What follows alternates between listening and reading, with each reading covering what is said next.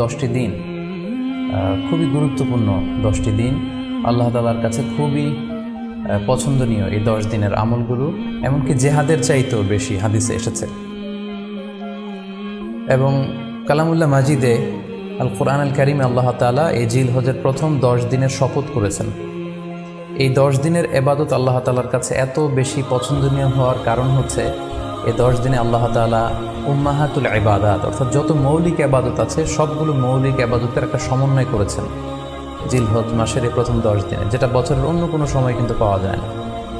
কারণ এই 10 দিনের ভেতরে সালাত আছে, নফল সিয়াম আছে, সাদাকা আছে, কুরবানি আছে, হজের প্রসঙ্গটা আছে, যেটা বছরের অন্য কখনো এরকম উম্মাহাতুল ইবাদাত অর্থাৎ যত মৌলিক ইবাদত আছে সব মৌলিক ইবাদতের কম্বিনেশন সমন্বয় বছরের কোনো সময় কিন্তু আসলে হয় না, যেটা হয়ে থাকে জিলহজ মাসের প্রথম এই 10 দিনের ভেতর। এজন্য এই 10 দিনের ইবাদত আল্লাহ তাআলার কাছে অত্যন্ত বেশি প্রিয়।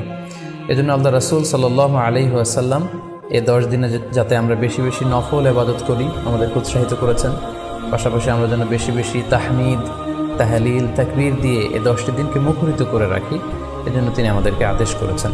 এজন্য এই 10টি দিনে আমরা যেন বেশি বেশি সুবহানাল্লাহ আলহামদুলিল্লাহ লা ইলাহা ইল্লাল্লাহু আল্লাহু আকবার এই আজকারগুলো যেন আমরা বেশি বেশি পড়ি।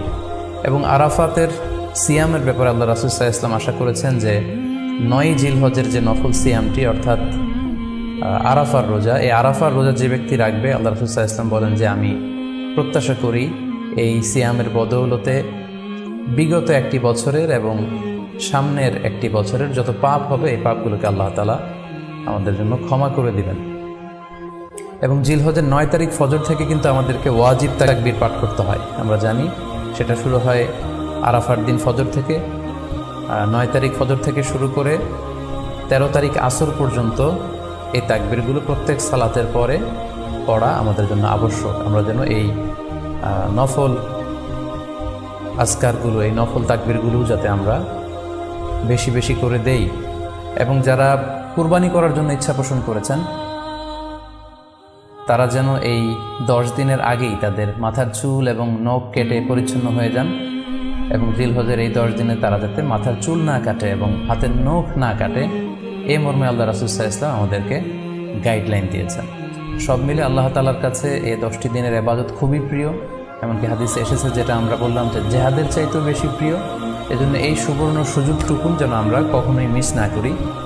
তাই আমাদের সাধ্যমতো আমরা যেন বেশি বেশি নফল ইবাদত করি। আমরা যেন সুযোগ হলে পুরো 10 দিন ব্যাপী আমরা চাইলে নফল সিয়াম রাখতে পারি।